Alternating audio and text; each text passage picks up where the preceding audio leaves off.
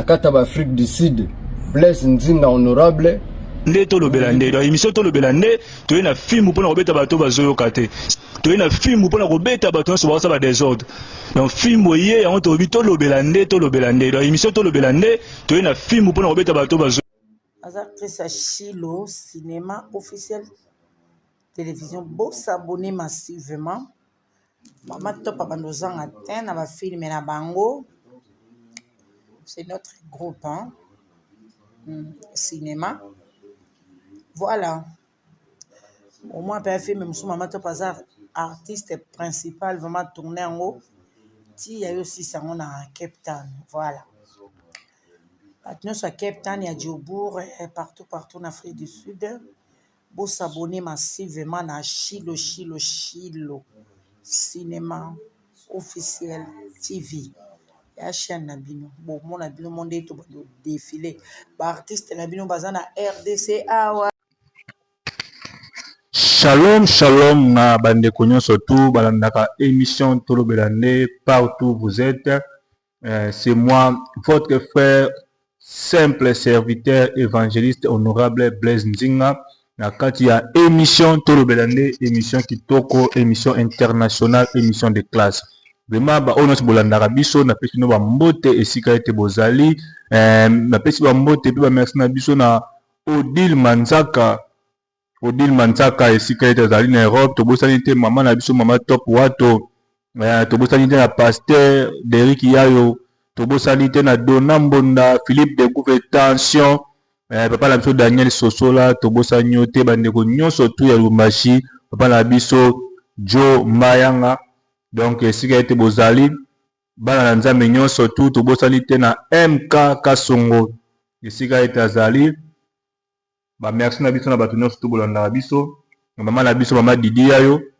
esika ete azali na Peru oyo astenaka honorable Blaise Nzinga na kati ya émission Tolobelande. Vraiment toyaka na basinge neka tolobaka so likambo eza toye tolobi so likambo ya toye tolobi na kati ya émission na biso Tolobelande oyo tolobi ete émission info news ya bana ya mboka RDC. Merci na biso na ba continuation ya mboka oyo bazosala mosala malamu et merci na biso na papa na biso Dea Toto Lukusa esika ete azali na mboka Congo. Vraiment émission Tolobelande émission kitoko lelo toyebi no masolo kitoko lisolo malamu lisolo oyo toyebi ke pesa pasi na mokili lisolo oyo toyebi ke bato ebele bakanisela mama na biso mabe mais vérité ekoya na nsima lisolo ya mama na biso Micheline Chabani. Vraiment biso nyonso toyebi ba oyo toza na Congo na ba oyo tobima Congo na ba oyo baza na Congo lelo toyebi lisolo oyo ndenge tambola ya mama Micheline Chabani ndenge lisolo tambola ke atika mwana akota na libulu e mwana wana akufa toyebi ke lisolo wana eningisa Congo ebimisa mama biso Micheline mabe. Mais soki toye kotala nyonso tu wana eza yango kaka bato ba créer yango bato ba fonda yango pour la majorité ya biso ba congolais bato balingi ko créer bato ba problème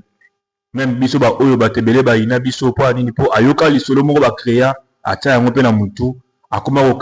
ko qualifier pe bongo sori akoma ko qualifier pe ka ndenge ba bete ya lisolo ndenge ayoka mais approcher te atuna ata na okiboy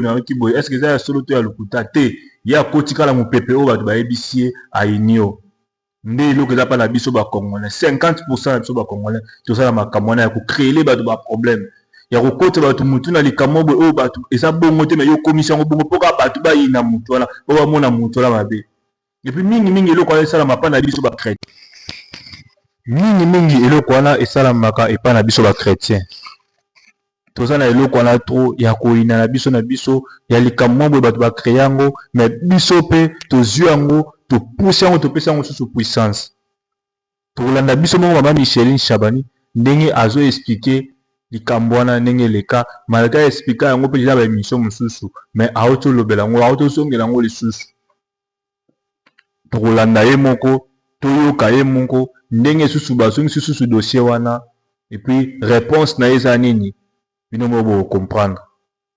tout landa yango. Merci na baona so bolanda biso ba o bosana ba abonner na chaîne na biso te bo s'abonner vraiment massivement toza na posta to comme na 1K ya ba abonner na biso boba kisama poto kokisa yango po ba live na biso et comme apenda kozonga ndenge zalaki liboso to sala ba live mo ya kitoko na kati ya émission to lo belande na yebike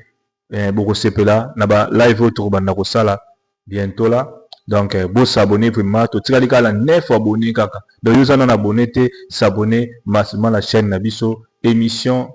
ou la Shilo Gospel Cinema TV na kati ya émission na biso to lo belande RDC News to lo belande vraiment to landa mama na biso Micheline Chabani na émission to lo belande bongo tokoya kozonga na suka pona ko clôturer émission na biso tika ete nzambe na lola apambola bino to landa émission to lo belande. Monsieur Kofi Olomide, je tiens à vous parler aussi Cindy Leker nda betraki Kofi li solo na yo. Alors Kofi a lobby en une émission moko et comme ici batu comment li solo maman Chabani musicien local la Kofi Olomide avec ko beta na télévision li kambo ya mwana. Et ça qu'on entend avec Kofi Olomide télévision na nzela Cindy Leker parce que bozo qui moi de faire na. Remercier papa Kofi, on remercier Place Azali, merci. Na ko compatir na biso, na ko soutenir biso. O bato ba mi benga ba chrétien. Bazui tango tukute ba o tuka biso, ba o lukata mso bangolo nzamba sa biso to kufa. Mami mari nsama kufa watane balela e. Siko tanga zena bongo ya ba o bambe mabanga na ebite so bato alingaka, ba icône na bango ba valeur na bango ba kufa. Et ça c'est un cœur qui est au Congo. Je pense que parmi les gens o bazo bika mabanga kotuka eza aussi batolokola ba artiste na biso ko ba papa Kofi ayebi passe oyo ya ko monter histoire ba konselo likambo le pour oyebi angote. Mon épouse m'a raconté l'histoire de maman Chabani. Maman Chabani nga na yebika pa yemba bien. Na mona yepete ni te. Abi pare ba créer la histoire moko que voisin na ye so voisine parce que yoka na kate et moi na voisine ya akoya na faux sceptique ya monaka asalaka bongo une histoire fausse. Imaginez donc abetenga so j'ai froid na yoka pena ba frisson et mutoko ya Cindy que Dieu la bénisse. Amen. Là où elle est, moi c'est que je n'aime pas condamner quelqu'un dans ce qu'il fait parce que je sais pas la relation de chaque personne avec le Seigneur. Papa mukolo na mona na mbandaka na zana maman Bilabel batuninga bolala ndako moko na gouverneur baenenka na nga la pese mbote gouverneur baende alanga bi papa pourquoi pas ndako ya moni asikotongi nga na bayemi na nga chambre ezali mais na moi to ça prier chaque 5 heures au bima ala na sina tunyo ça na se pour na bima ça fait 3 ans que na ça ka repentance na obela ma na nzambe likona papa bato ba aussi ma bile temps so ba ko tarife lo ça c'est mais to ko sutuka bato to benga ba pagano ba koti na bonza baza ba inviter na OK papa na maman papa na maman le couple na na nini na échanger pour le carabès c'est normal que le kambongo menga jamais na tikala opesa témoignage na CFMC na peut cette vidéo angeza to audio ngo pezali ndoba ke ko c'est l'intelligence jamais que la mona ba voisin dindaka que Léona démentira et deuxièmement jamais na zala mona leki nanga batine na quoi akesa la soki nini ba violer batika jamais violer mona ndako nanga peuple congolais nzamba sunga biso mutema na biso ebonga yokana yebisa nakutana mobali nanga 17 ans et le Seigneur a permis ce qu'il a permis yanga kunki yango wana et Bible elobi ayebisaki Paul ayebisi etanga lobi elongolaka kunki alobi ma grâce te suffit nga nazwa bisakoli nakuna mbali te Seigneur ayebisi nga na nzela ya mosakoli papa mbaza balobi okobota na kibobange. C'était le message que na doutaka na prophétie mais et comme la réalité. J'ai béni le Seigneur parce que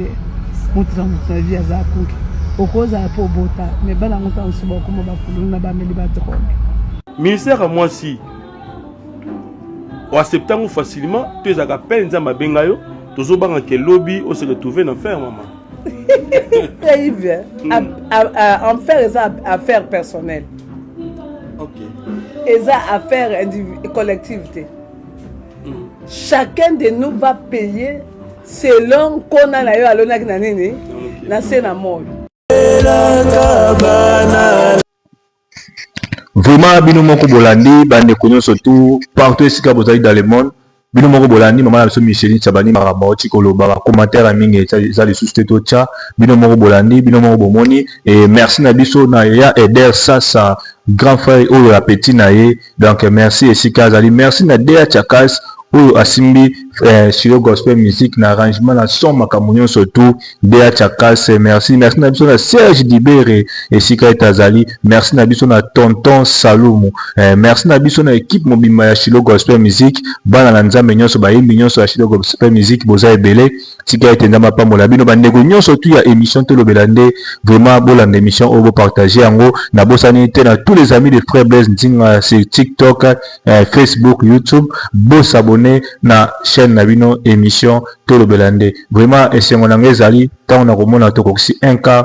avant fin du mois oyo nzambe na lola ako pambola yo esika yeto zali partager émission commenter aimer et ko sala bien merci na biso na bino nyonso tout oyo bolandi émission oyo bobenga ki ngai vraiment tozwa na ba analyse ba émission ebele ya kitoko oyo tokolobela nde to sala yango ba live na biso na YouTube bo commenter bo partager ba lien na biso bo s'abonner nde bokolanda biso susu malamu tokoyela bino masolo ya Afrique du Sud ndeni ezali kokende tokoya kobeta masolo tokoya kolobela nini ezoleka comme ça ba oyo bozolinga boya na ba oyo balinga bazonga toyeba ndenge nini mboka oyo ezali kotambola wana tokoyela bino na émission eza koya mais bo partager na émission na biso oyo nzambe na lola apambola bino merci na bandeko nyonso tu bolandaka émission tolobela nde numéro na ngai eza wana na fichier yango na se olingo komela nga na WhatsApp okomeli ngai oza na poso leka na émission tolobela nde toyamba yo okomeli ngai oza na poso leka na live na ngai na TikTok na Facebook na YouTube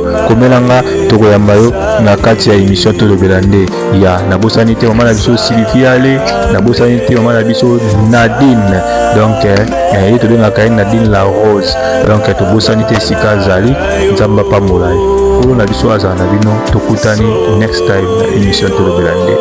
bye MK Production yinda simi masolo mikolo oyo toleka Honorable Nzinga na kata ba Afrique du Sud Blaise Nzinga honorable nde tolobela nde do émission tolobela nde toye na film mpona kobeta bato bazoyoka te toye na film mpona kobeta bato nyonso bakosa ba désordre donc film oye yango tobi tolobela nde do émission tolobela nde toye na film mpona kobeta bato bazo Aza Chris Chilo cinéma officiel télévision beau s'abonner massivement mama top abandozanga ten na ba film na bango c'est notre groupe hein cinéma. Voilà. Au moins, un film, M. Maman Top artiste principal, vraiment tourné en haut.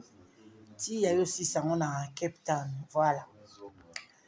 Maintenant, sur Cape Town, il y a Djobourg, partout en Afrique du Sud. Vous s'abonner massivement à Chilo. Cinéma officiel TV. Ya chaîne na bino bon mon abino monde to ba défilé ba artiste na bino bazana RDC awa na ba oyo